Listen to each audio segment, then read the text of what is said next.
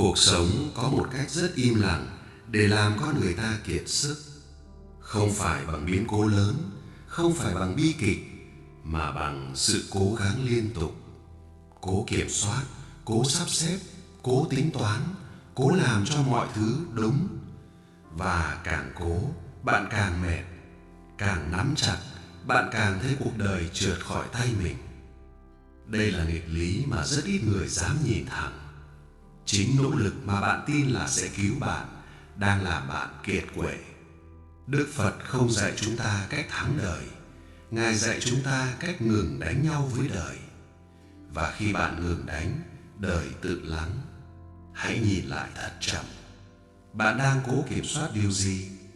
Người khác nghĩ gì về bạn? Tương lai sẽ ra sao? Kết quả có đến kịp không? Mọi thứ có đúng kế hoạch không? Bạn gọi đó là chuẩn bị, nhưng thân bạn gọi đó là căng thẳng. Trong Phật Pháp, khổ không đến từ hoàn cảnh, khổ đến từ chấp. Chấp vào kết quả, chấp vào hình ảnh bản thân, chấp vào việc phải đúng, phải hơn, phải kịp. Và mỗi lần bạn chấp, tâm bạn co lại, hơi thở bạn ngắn đi, thân bạn cứng lại. Bạn không sống, bạn gồng. Hãy dừng lại một chút, chỉ một chút thôi. Không sửa gì, không giải quyết gì, chỉ thở. Cảm nhận không khí đi vào, đi ra. Không cần đẹp, không cần sâu, chỉ cần thật. Trong khoảnh khắc đó, bạn đang sống, không phải đang chuẩn bị để sống. Phật gọi đó là chánh niệm. Không phải thiền, không phải kỹ thuật, mà là trở về. Bạn có để ý không? Càng đuổi theo hạnh phúc, bạn càng xa nó. Càng cố thành công, bạn càng bất an. Càng muốn được yêu, bạn càng sợ bị bỏ rơi. Vì bạn đang sống từ thiếu. Phật dạy, ham muốn không phải là sai, nhưng bám vào ham muốn là gốc khổ. Khi bạn nói, tôi cần cái này để đủ, bạn đang nói với đời, tôi chưa đủ. Và đời luôn phản chiếu niềm tin đó, không phải để trừng phạt bạn, mà vì tâm bạn đang phát ra tần số thiếu. Một bàn tay mở mới nhận được, một nắm tay siết chỉ giữ được đau. Hãy tự hỏi thật chậm, mình đang cố ép điều gì? Một mối quan hệ, một cơ hội, một câu trả lời, một kết quả. Cái gì đến bằng ép thường đi bằng mệt. Phật không dạy buông để mất, Phật dạy buông để nhẹ. Nhẹ thì đi xa, nặng thì chìm. Thế giới này ồn, mạng xã hội ồn, con người ồn, ý nghĩ của bạn cũng ồn. Nhưng quyền lực thật không bao giờ ồn. Một người tĩnh khiến người khác chậm lại, một người vững khiến người khác nể.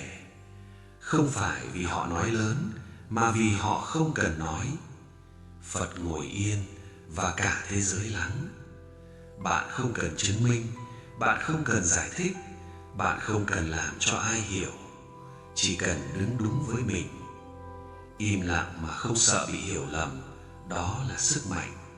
Không cần ai công nhận, đó là tự do. Bạn càng yên, đời càng rõ. Bạn đang sốt ruột, bạn đang muốn nhanh, bạn đang sợ trễ. Nhưng Phật nói, không có gì đến trễ, chỉ có tâm đến sớm. Quả chín khi đủ nắng, không phải khi bạn sốt. Hoa nở khi đủ duyên, không phải khi bạn đếm ngày. Có những thứ nếu đến sớm sẽ hỏng.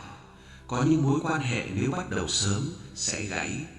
Có những thành công nếu có sớm sẽ làm bạn lạc. Chờ không phải là thua, chờ là trí tuệ. Tin không phải là mù, tin là hiểu nhịp của đời.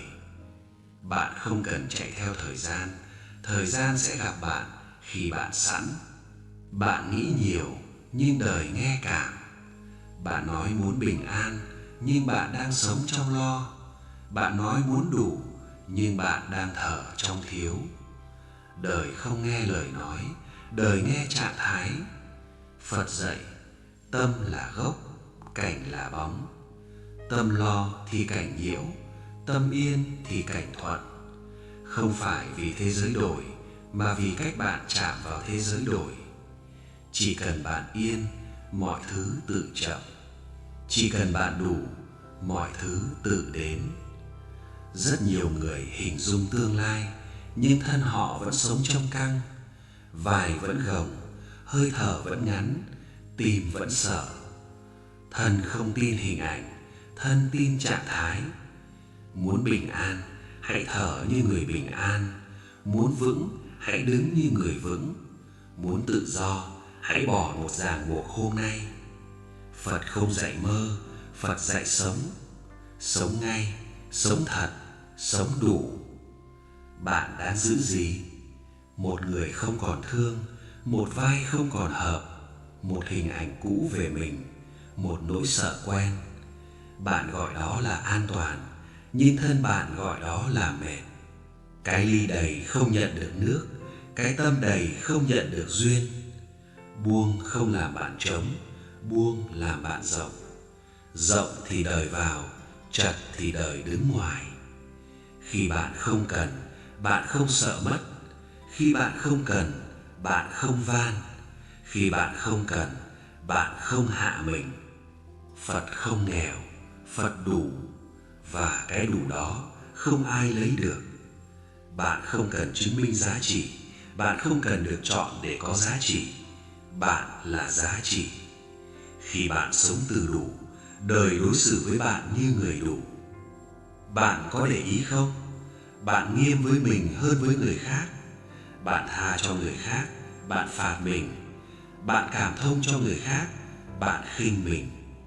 Phật không dạy bạn hoàn hảo, Phật dạy bạn từ bi với chính mình. Không có gì cần sửa trước khi được thương, không có gì cần xong trước khi được đủ.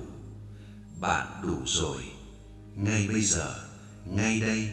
Không phải khi thành công, không phải khi hết lỗi, không phải khi ai đó chọn. Bây giờ.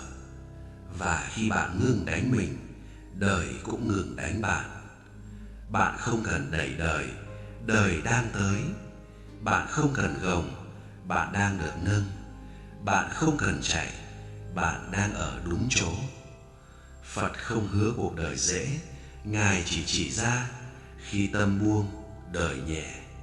Hãy mang theo câu hỏi này hôm nay. Nếu tôi tin đời thay vì cố điều khiển nó, thì điều gì sẽ thay đổi?